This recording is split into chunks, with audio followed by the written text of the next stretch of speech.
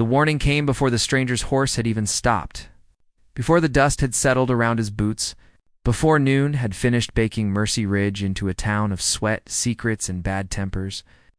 An old man on the boardwalk lifted his chin toward the woman in black near the feed store and said, "Stay clear of her, cowboy. She's trouble and the stranger."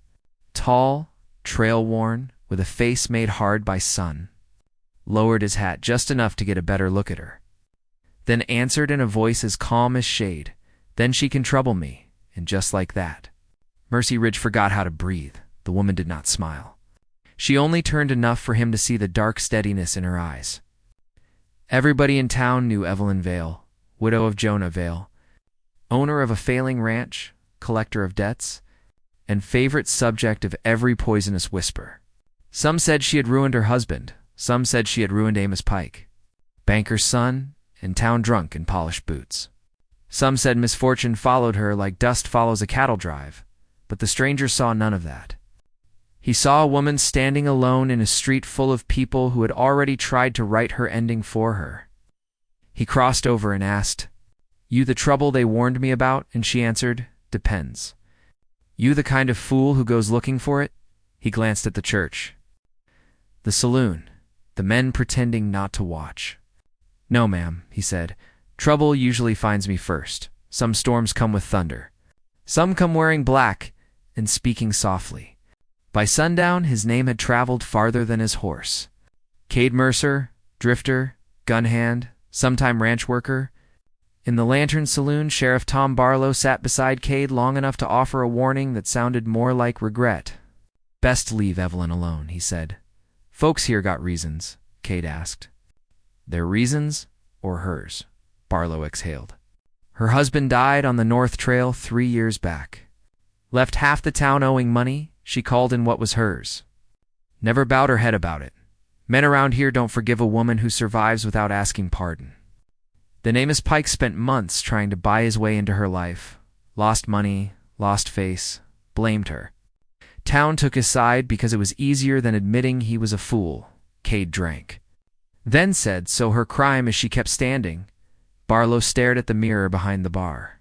That's about the size of it. Mercy Ridge loved justice, as long as it was pointed at the wrong person.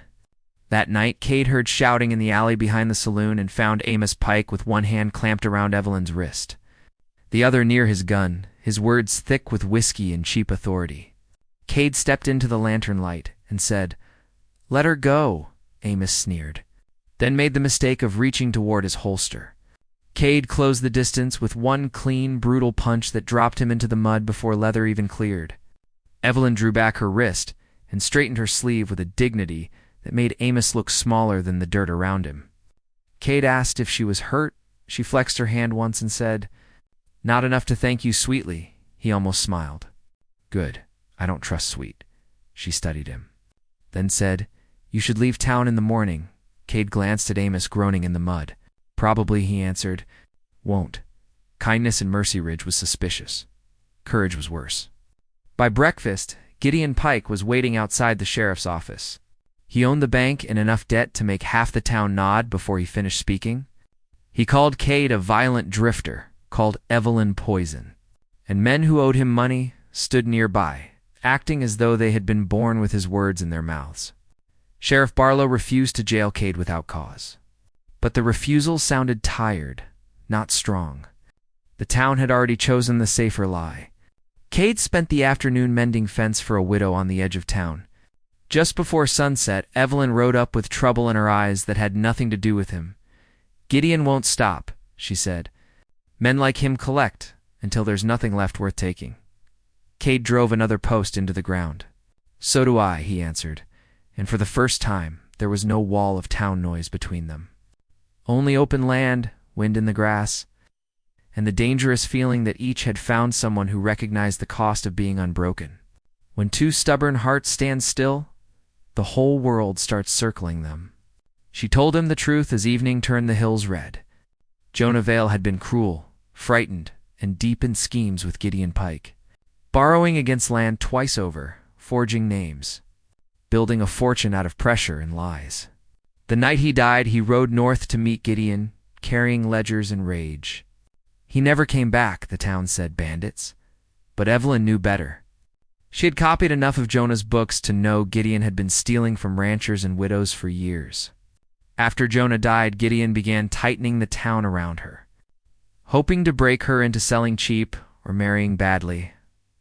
I did neither, she said. Cade looked at her the way no one else in Mercy Ridge ever had. Straight on, no pity, no judgment. That's why they fear you, he said. And something in her face shifted, not softness, but the first crack in a locked gate. Every town has a lie holding it together. Every lie waits for a match. The match came 3 days later with a deputy's badge pinned to a coward. Len Cooper rode out to the widow's place with papers claiming the land now belonged to Pike Bank. Cade saw it for what it was, a pressure move, before Cade answered. Evelyn came riding through the dust with a satchel full of surveys and notes, enough proof to gut the lie in daylight. Len tore one paper in half and laughed. And that was when Mercy Ridge's favorite rumor became its greatest danger. Evelyn stepped between the deputy and the widow and said, "You steal from the frightened because they look away." "I do not." Len raised the butt of his rifle. Cade's gun cleared leather so fast the widow gasped. "Try it," he said, and Len backed down, but not before delivering Gideon Pike's message. Both of them were to come to the bank by morning, or the town would collect. The clock had started ticking, and every soul in Mercy Ridge could hear it. That night, Sheriff Barlow came to Evelyn's house with the face of a man who had carried shame too long. From his pocket, he placed one brass cartridge on her table, the kind Gideon Pike ordered for his revolver. "I found it near Jonah's body," he said, "and I buried it with the truth, because I told myself the town needed peace more than justice." Evelyn said nothing. Barlow confessed the rest, a second set of horse tracks. Gideon's threats, his own fear, none of it could be undone. But all of it could still be used. The plan formed fast. Evelyn would carry the copied ledgers to the bank and force Gideon into speaking. Barlow would stand ready to arrest him. Cade would wait where he could see Gideon's hands. Before dawn, Cade found Evelyn on the porch, staring at the black horizon, and asked if she was afraid. She answered honestly, yes. Then after a breath, "But I am more tired than afraid." Cade looked out with her and said, "Good tired people stop running by sunrise." Even the sky looked like it expected blood. The bank stood in the center of town. People gathered under awnings pretending errands while fear and curiosity braided together in their faces. Evelyn went in first, but now she looked less like a widow and more like a verdict. Gideon Pike waited behind the counter with Amos at his shoulder. "Mrs. Vale," he said, "come to bargain at last." She set the ledgers down and replied, "I came to ask why you murdered my husband." The room went still. Gideon's expression changed only for an instant. "Careful," he said. "Women drown themselves making accusations they cannot prove." Evelyn leaned closer. "You forged debts," Jonah found out. "He threatened you, and you shot him for it." Gideon's hand moved beneath the counter. Cade saw it through the window and stepped toward the door. Then Gideon hissed the sentence that killed him. He should have kept his mouth shut. Barlow burst in, ordering him to stand down. Amos fired first out of panic and pride. The shot shattered a lamp. Women screamed outside.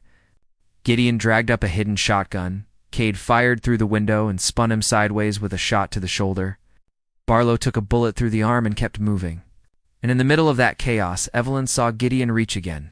She snatched Amos's fallen revolver, stepped into the smoke, and fired once. Gideon's weapon flew free, and the mighty banker of Mercy Ridge dropped to his knees in front of the woman he had spent 3 years trying to bury. This was the trouble they feared, not a wicked woman, but a fearless one. When the echoes thinned, Gideon Pike was in irons. Amos was on his face in the sawdust, and Mercy Ridge stood outside the bank staring at its own reflection with nowhere left to hide. Nobody cheered. Shame is too heavy for cheering. Barlow announced the arrest, then looked at Evelyn with the raw honesty of a man trying too late to be decent. She walked out into the white morning light with smoke still curling behind her, and Cade followed 1 pace back, never reaching for her, never claiming the moment, just remaining there. Truth had already crossed the street and entered every doorway in town. Mercy Ridge had not feared Evelyn because she was dangerous. It had feared her because she remembered what everyone else had agreed to forget, Some victories sound like gunfire. The real ones sound like silence after lies die. Gideon Pike went to trial. The bank books broke open with forged claims and stolen land. Amos vanished before the second sunrise, and no one worth trusting looked for him. The town tried to apologize in the timid language of guilty people. A sack of flour left on Evelyn's porch, a repaired gate, a nod where once there had been whispers. She accepted it the way one accepts weather, because sunshine does not erase winter. It only proves winter ended. Cade stayed on after the trial. First to finish the widow's fence, then to rebuild the corral at Evelyn's ranch after a storm tore it apart. Neither of them named what was growing between them. It lived in coffee, left warm on a railing, a horse saddled before dawn, the ease of two people learning that silence did not always mean loneliness. Weeks later, Cade stood on the boardwalk with his horse ready and his bedroll tied. Evelyn came from the shade and asked, "So, you've done here?" He looked at the valley. At the town, then at her. "Could be," he said. "Trail's still out there." She stepped closer, only offering the truth plain. "And what if trouble is still here?" This time Cade smiled. "Slow and rare." "Then I meant what I said," he answered. "She can trouble me." Evelyn's mouth softened at last. And when he untied the bedroll and handed it back to the stable boy, Mercy Ridge, for the first time in years, felt less like a place waiting for ruin and more like a place stubborn enough to deserve a second beginning.